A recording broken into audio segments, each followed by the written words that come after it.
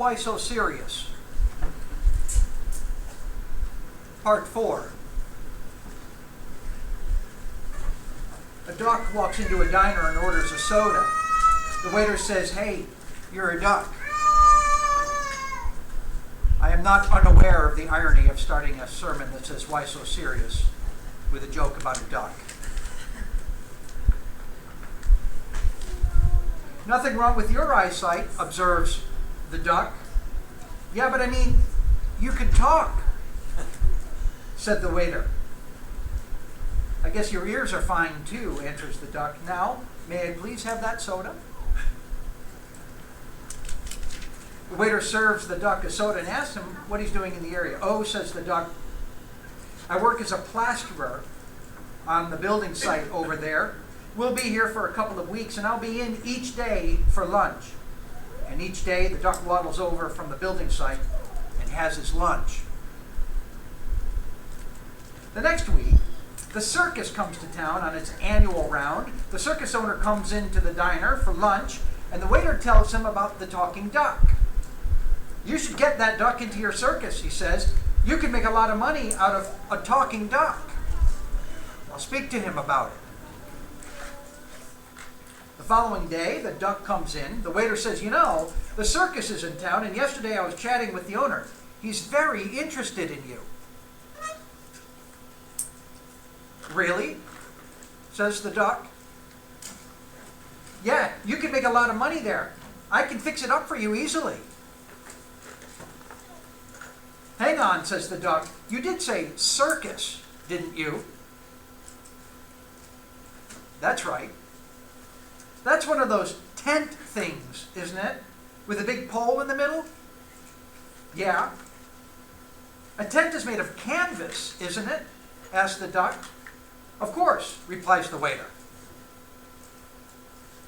And the waiter says again, "I can get you a job there starting tomorrow. The circus owner is really interested in having you work for him." The duck looks very puzzled and says, "What would he want with a plasterer?" Because the duck is thinking off point, he misses the good opportunity right in front of him. It was his to lose, and he did. Beware of missing the true good. Satan tries to get us to do this in the good that God has allowed and given us. We have wonderful blessings. We, being Christians. I'm not talking about being Christians in America. You could talk about that. That's included. But I'm talking Christians anywhere. God has given so much to them. God, the giver, has given many gifts. And if Satan can get us to not look through the gift to the giver, but instead to have a mistaken thought, a distracted thought, a less than spiritual thought, then he is winning, at least in that battle. Some young preacher said, "Is weak faith in the good blinding me from strong faith in the perfect?" That's one of the best things I think I have ever heard, applicable to me in my life. I think he meant it a tiny bit different, but it includes this. And the idea is, I've got all this good, and I need to be sure and be aware that I'm not thinking the wrong thing while I have this good around me. Someone wrote, "Slumbering under the shade of peace and in the full enjoyment of the sweets of commerce, some who had dedicated themselves to liberty became divided and lethargic."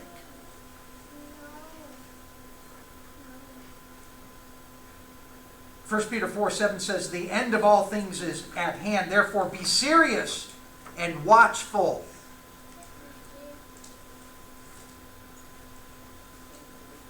One passage says, if anyone thinks he is something when he is nothing, he deceives himself. And we can have all these wonderful, good blessings.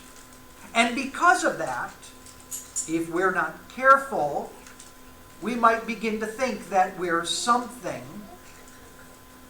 and then we have become essentially nothing. Another passage says about those who are merely hearers and who delude themselves, think himself to be religious, but deceives his own heart. I do all the right things, and I have these wonderful God-given gifts, but I fail to realize that I'm missing the point.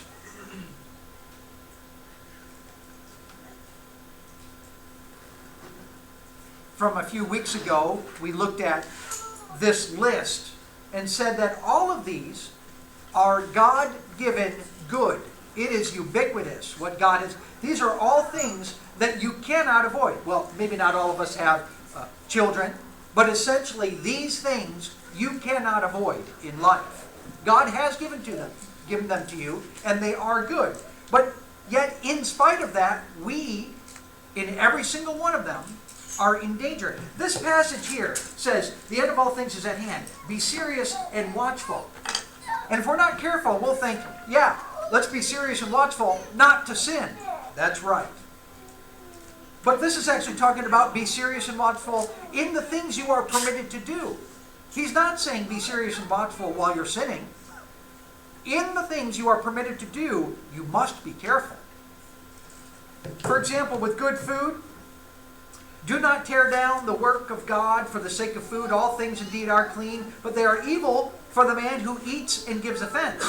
It is good not to eat meat or drink wine or to do anything by which your brother stumbles. And here's somebody who's got good, God-given food, but suddenly, because they've fallen asleep in it, they're focusing too much on the food, and they miss true faith that is all around them.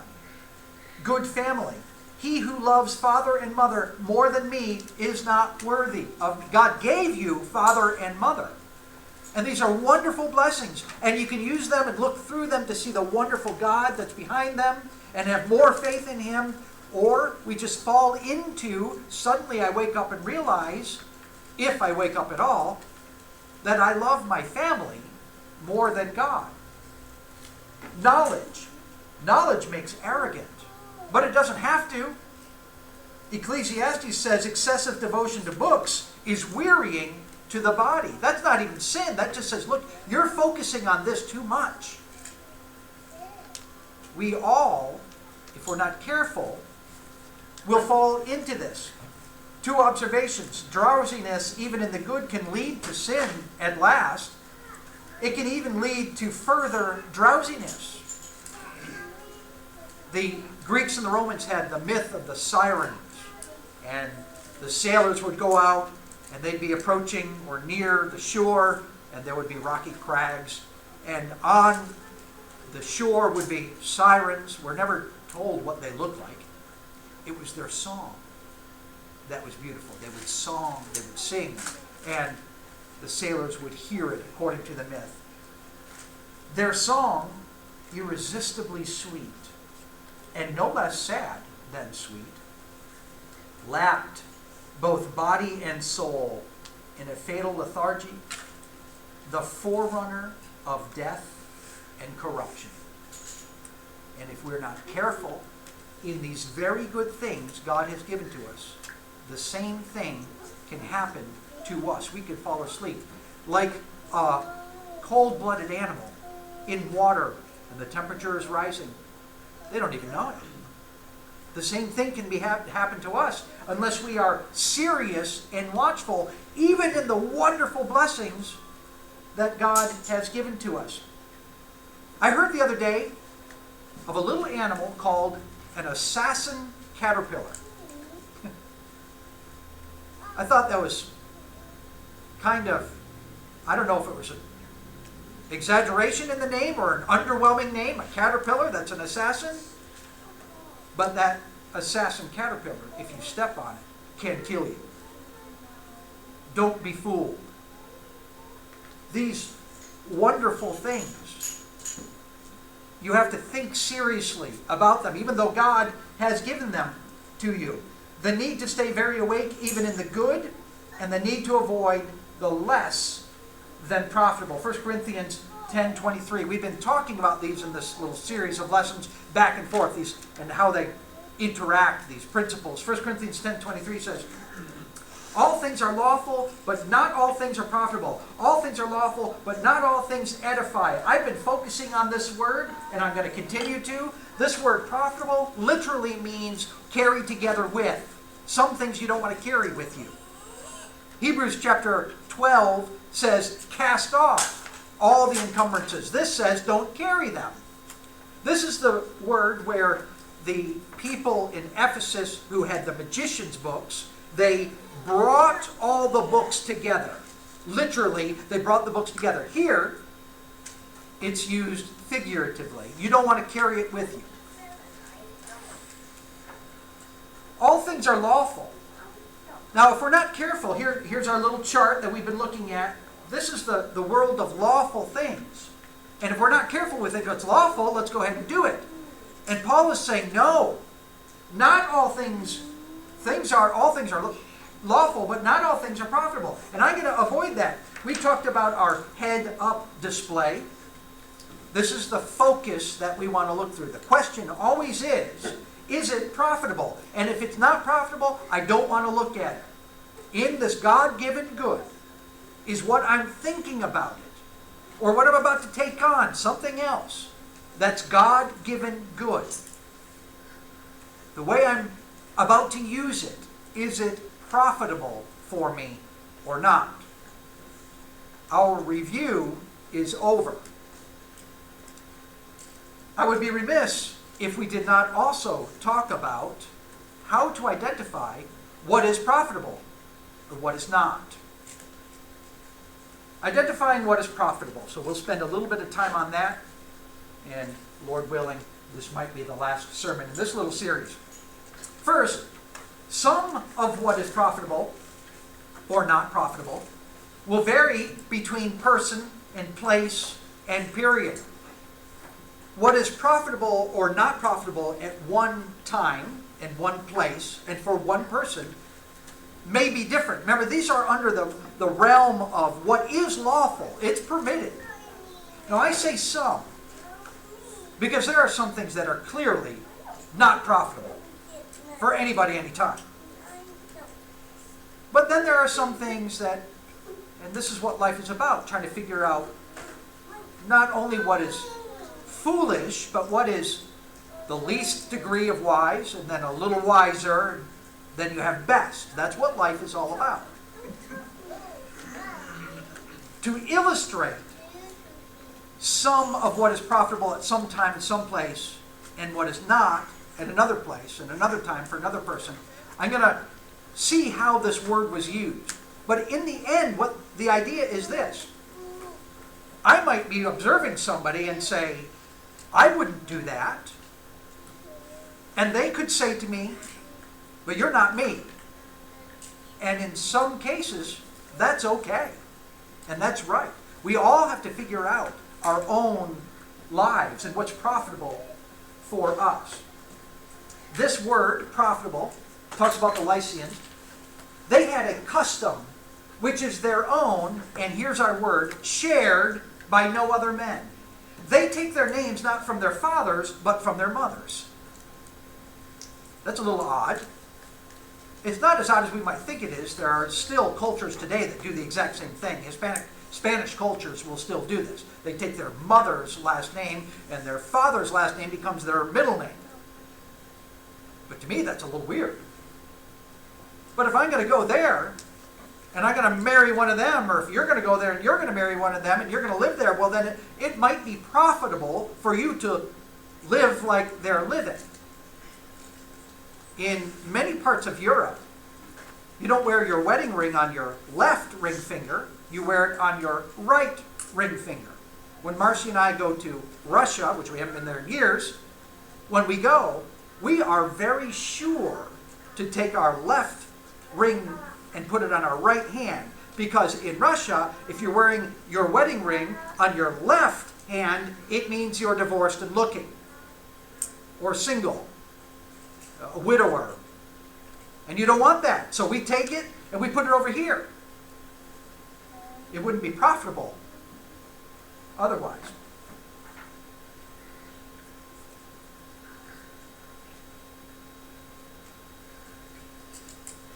I think yep.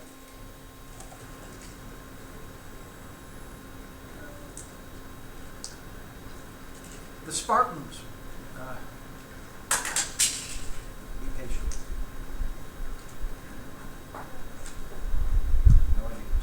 The Spartans resemble, so these are talking about customs, by the way. It's a word for customs. But if you have a custom, it's because you think it's profitable. Resemble the persons in this: when one king is dead and another takes his office, this successor releases from debt any Spartan who owes a debt to the king or to the commonwealth. Among the Persians, the king at the beginning of his reign forgives all cities their arrears of tribute. Hey, that sounds like a nice, profitable custom. But we don't have that custom here. They resemble the Egyptians in that their heralds, their flute players, their cooks inherit the craft from their fathers. A flute player's son being a flute player, a cook's son being a cook, a herald's son a herald. No usurpers, no others usurp their places, making themselves heralds by loudness of voice. In other words, here, the herald would be the one who had the loudest voice. We'd say, give that one the job of being the herald. But not there. And you know you can't say that's a sin. That's what they prefer. In all of these that we're talking about things that aren't sinful. They're all lawful.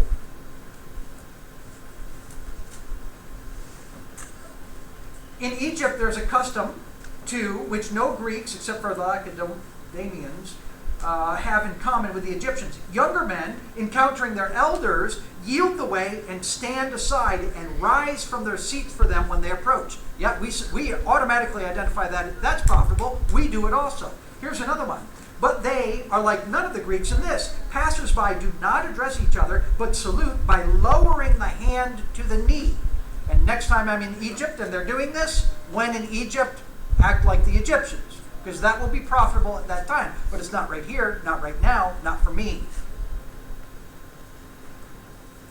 King Darius was advised, the right thing for a man who is both young and the master of great wealth is to be seen aggrandizing himself, so that the Persians know, too, that they are ruled by a man. On two accounts, it is in your interest. It is profitable for you to do this for two reasons. Both so that the Persians know that their leader is a man, and so that they will be occupied by war and not have time to plot against you. Now, we all recognize it is profitable not to have your subjects plotting against you. But would we say, now the way to execute this is to go out and self-aggrandize, just make yourself the biggest person you could possibly be? No. There might be a problem with that. Here's one. It's long. You're not going to like it. But you will not be able to say it's a sin either. This is about the Armenians and people in Asia, what we call Asia Minor. The wisest, the author writes and says, this is wise. Now, he's not using the word profitable. It will be in here. But he is saying this is profitable. The wisest of the traditions in our judgment is this.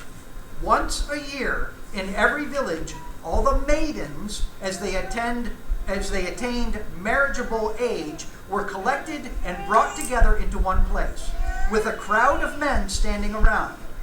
Then a crier would display and offer them for sale one by one. First the fairest of all, and then, when she had fetched a great price, he put up the sale the next most attractive, selling all the maidens as lawful wives. Rich men of Assyria who desired to marry would outbid each other for the fairest.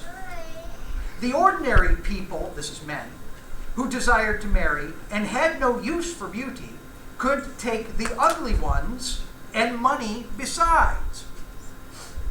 For When the crier had sold all the most attractive, he would put up the one that was least beautiful or crippled and offer her to whomever would take her for a wife for the least amount.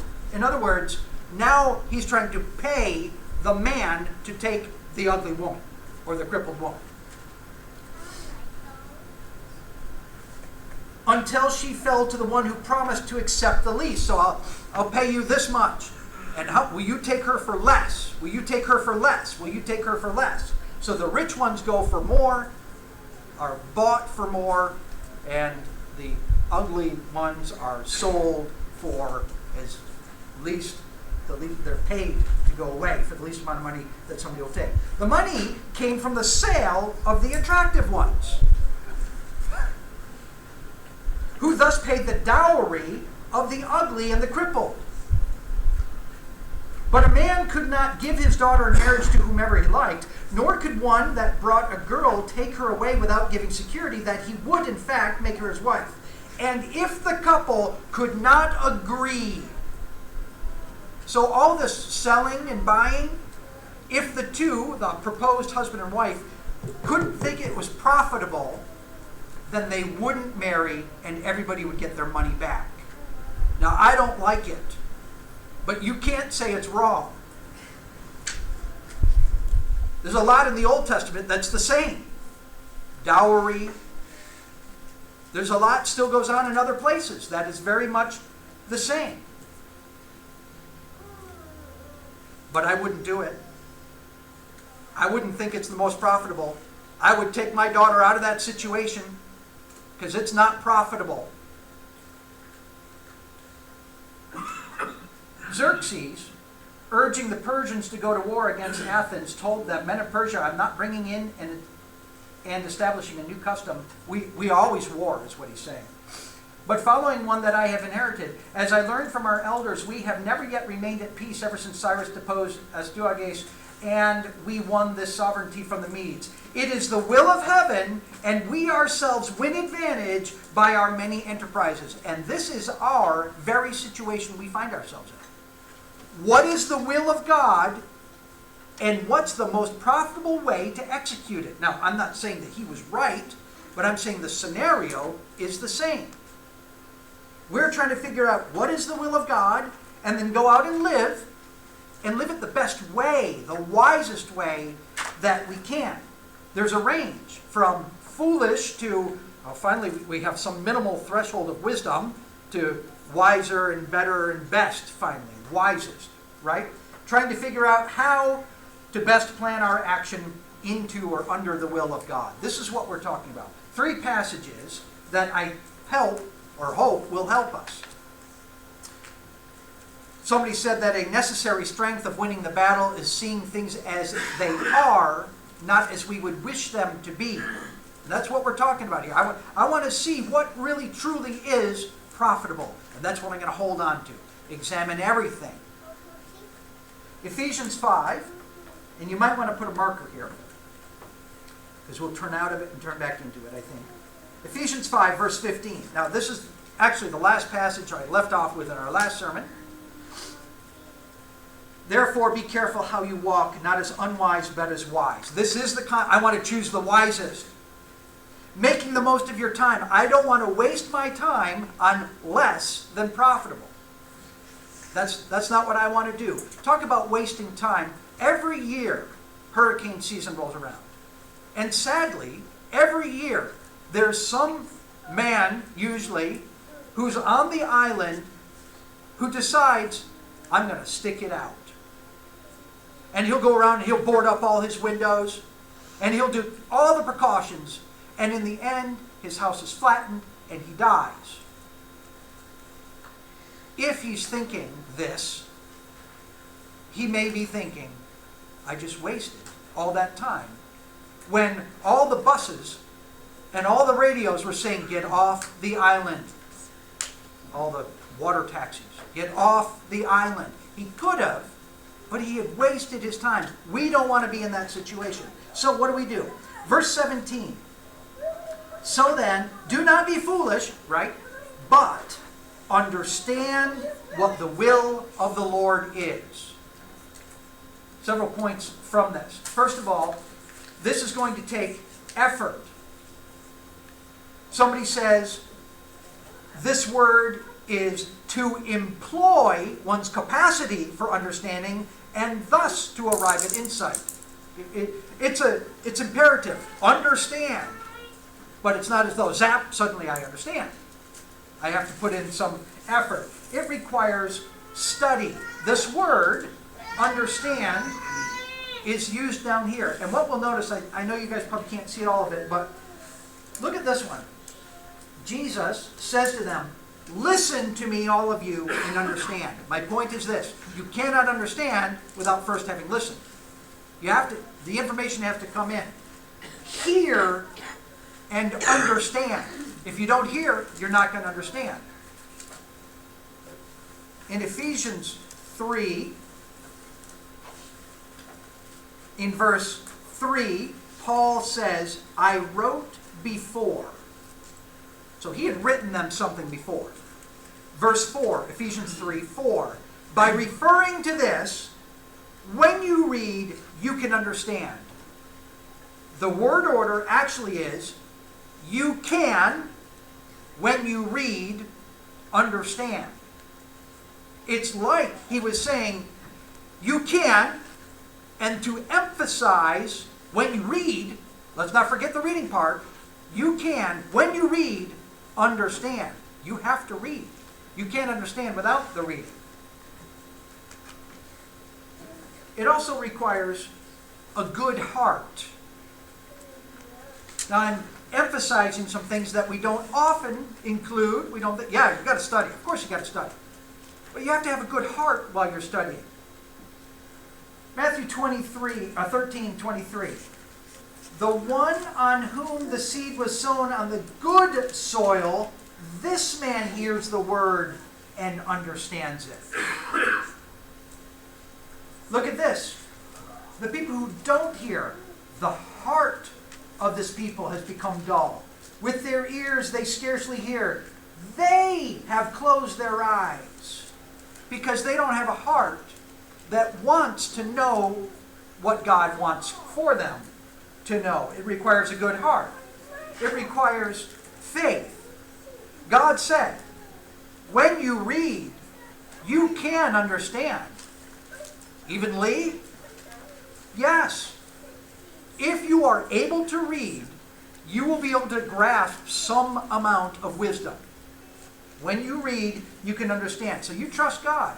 God, I know I'm thick-skulled, and I know I can barely read, but I know that when I try and I believe in you, the process will work. And then, 3 of these, it requires time and patience, it requires obedience, and it requires observation. In Ephesians 5, verse 10, it says,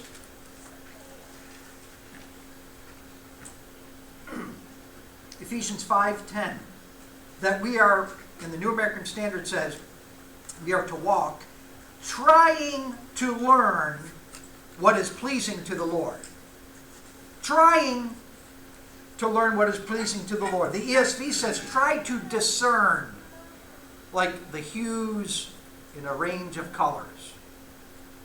Perceive, make out, pick out, detect, recognize, notice, observe, see, spot, identify, determine, distinguish. We could go on and on.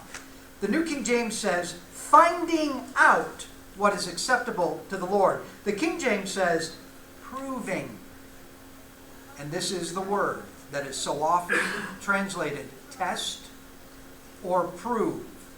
Examine everything. It begins with trying to understand these words themselves. It begins with that.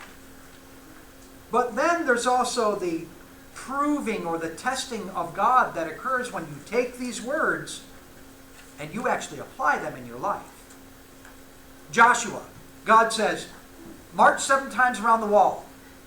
Joshua says, okay, let's see if this works.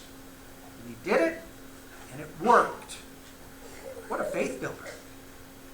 Later on, in Haggai's time, God will say, you notice that you guys are pretty poor right now? you build that temple, and I will provide you, your economy will be roaring. And they build the temple, and God keeps his word. For us, it might be this level of proving might be this. I'm facing a temptation. How can I overcome it? Well, Galatians 5 says that the fruits of the Spirit, you can't do the fruit of the Spirit while you're participating in the deeds of darkness. So if I don't want to do the deeds of darkness, just participate in the fruits of the Spirit. For example, go help somebody. I'm facing this temptation. How can I get over it? Well, just go help somebody. And I go and I help somebody, and next thing I know, I've completely forgotten about the temptation. And I think, yeah, God's word works. So there's the trying to understand just what these words mean. Then there's the testing of the theory. If I apply these words in my life, will they work? And then, yes, they will. And then there's another level on top of that. And that level is called wisdom. How can I best employ these words in any given situation? I tried this way this time. Next time I'll try it that way, and I'll look back and I'll think, which one worked better?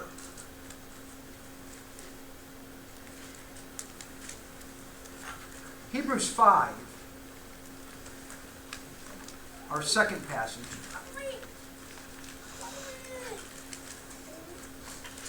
Hebrews 5, verse 11, concerning him we have much to say. It's hard to explain since you've become dull of hearing. You remember this passage. Verse 14, solid food is for the mature, who because of practice have their senses trained to discern good and evil. 4 things about this. Number 1, there's the person, anyone. Solid food is for the mature, who because of practice have their senses trained. Anybody who does this can have the wisdom. Now, who in here wants wisdom? The older I get, the more I want it. Because the more I realize how much I don't have. So how do I get it? There is the position. The position is being someone who has their senses trained to discern good and evil. Again, this has to do with initially understanding, yeah, these words actually mean that. And you'll find the more you obey, the more you understand these words themselves. That's what it's talking about. It's also talking about more. The more you practice, the more you'll understand how to use what you have practiced. There's the preposition, which is actually a preposition. And I like this preposition because it says, solid food is for the mature, who, my version, the New American Standard, says because of practice. It's a preposition. It's either by practice or through practice. You guys have seen charts like this before. Don't get distracted on everything. This is our word right here. Through. And if you want to go, this is where they begin. They begin right there. This is me. I'm over here. But I want to end up here. I want to end up being able to discern good and evil. There's only one way to get there. It is through practice. I can't go around it. I can't go up and over and down. I've got to go through practice to get there. We talk about the idea of go with what you know. Right. Go with what you know, and then you'll learn more. Go, I got this word. I'm going to run out and I'm going to try this word. And I get this word and I do it. And then I look back, and for Lee, I'm usually a little stubborn. It takes me about 5 years. And I look back and I realize, you know what? I figured out a better way to use that word.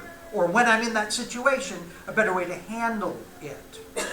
Go with what you know, and then you will learn more. They say the value of studying for a bachelor's degree is that you learn you must ask questions.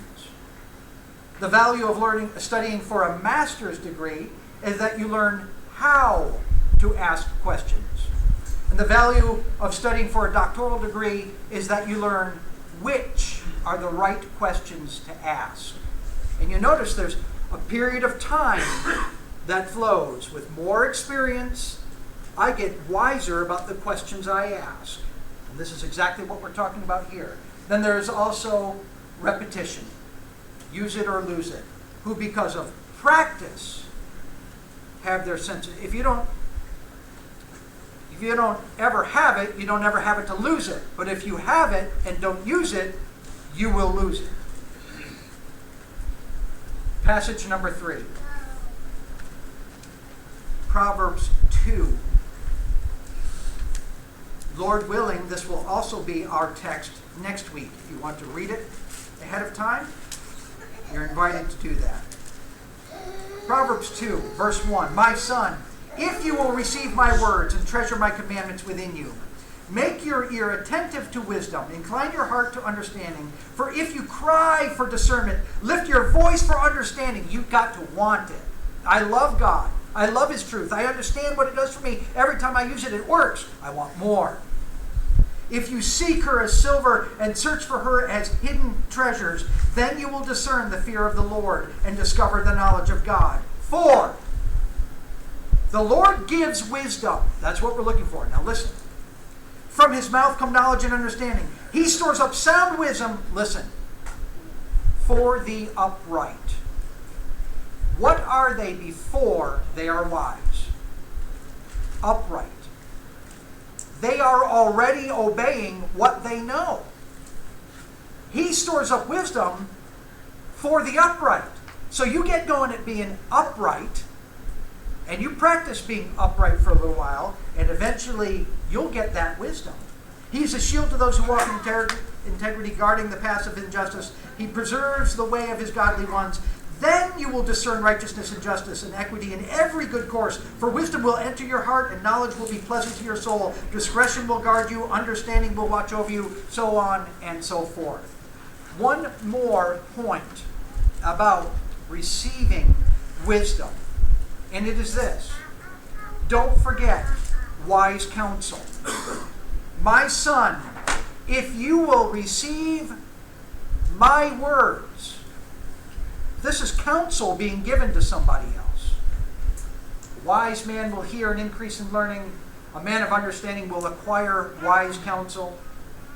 The way of a fool is right in his own eyes, but a wise man is he who listens to counsel. Through insolence comes nothing but strife, but wisdom is with those who receive counsel. Let me make a side point here. This requires humility. I don't know what I need to know in this situation. That takes humility. I've recently even heard people who talk about that they know what to do in every situation. Man, what a blessing that must be. But look at their life, and it speaks volumes that they don't know what to do. They talk about having confidence.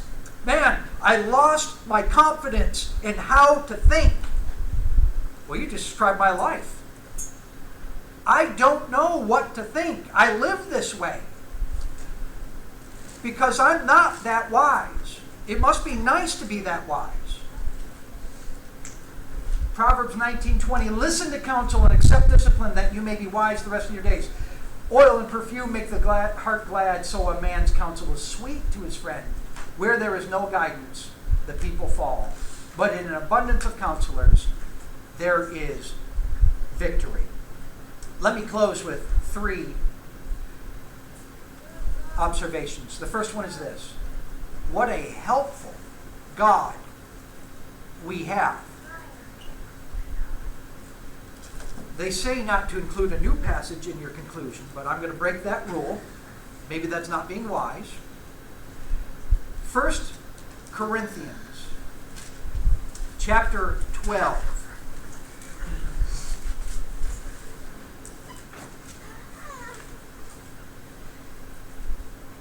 This is talking about by one Spirit there is given a gift, a gift, a gift. It's talking about miraculous gifts. I understand that.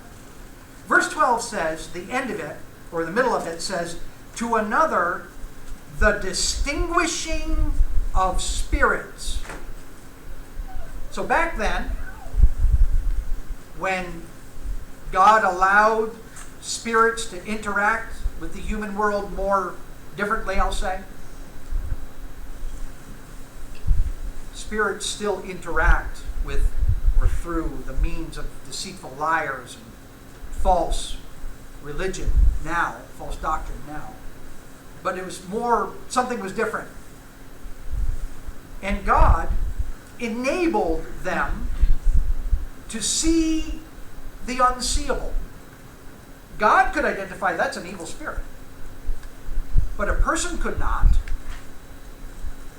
And so God gave some people the ability to see the unseen. And my point is this: as He could allow them, make them see what was unseeable in the spirit world, He can give you the wisdom you need. Right now, I don't see it. I'm Lee. I ain't got enough up there. But God can work with you. Have faith. General Howe was marching against Washington with 4,000 troops. And there are 200 ships in the background. And the young, inexperienced Colonel John Glover is looking through his spyglass. He's the one that's in charge. And he says this: "Oh, the anxiety of mind I was in then for the fate of that day. I would have given 1,000 worlds to have General Lee or some experienced officer present to direct or at least to approve of what I had done. And every person here has been there. What do? I wish I knew more. I wish somebody was here to help me in this." We've all been there. God will give you what you need. Yeah, it would be nice to have all that wisdom right now. But sometimes God doesn't do it that way. In His time, He makes all things beautiful. But God wants you to get there. James 1 talks about how look, if you want wisdom, you just ask. He wants you to have wisdom. So, my daughter has a little stuffed animal. It's a penguin. A lot of it is white. It got dirty, and so they've been talking around the house, "This is dirty." That was like a week ago. I walk in the house yesterday, and I'm looking at my children, and all of a sudden Ivy's head pops up. She had been sitting in front of the washing machine. We have one of those that you can see through it. She had been sitting in front of it. And she says to me, "Daddy, I've been sitting here the entire time my stuffed animal has been in there being washed." Because she's waiting for it to come out so she can see the difference. It was dirty, but this is her favorite. This is exactly what God is doing for us. Look, I want you to come through this with more wisdom. I'm putting you through the ringer to give you more wisdom. I'm right there. I'll be here. I'll catch you when you come out. What a patient God we have. He knows that we are going to bumble along. And then, what a comforting God we have. He knows we're going to make mistakes. And so this is what ends up happening. You realize He knows we are going to make mistakes. You realize He knows you don't know everything. And then you start to realize, I don't know everything. And then you realize, but He's going to take care of me. As long as I'm faithful, He'll take care of me. And the more you realize this, the easier things get. Because this is what it is. You say to yourself, you say to the Lord, I'll live in faith. I'll live in obedience. You'll take care of me. I'll live in obedience, and you're going to make me wiser. And this eliminates all of your stress. I don't have to worry about this. No, because I understand God put me here. He knows I'm going to make a mistake. Sometime I'm going to make this mistake. I'm not even talking about sin. He knows that. I'm just talking about I'm not going to do what's best right now. But don't fret about it. I'm not saying don't try to learn. I'm saying don't fret when you're in that situation. Because if you, by faith, are obeying God, He'll say, I'll just take care of you. And out the other end, you'll be wiser, but not yet. I'll live in faith. I'll obey God. He'll take care of me. He'll make me wiser. And when the end comes, please take me home. Thank you for listening.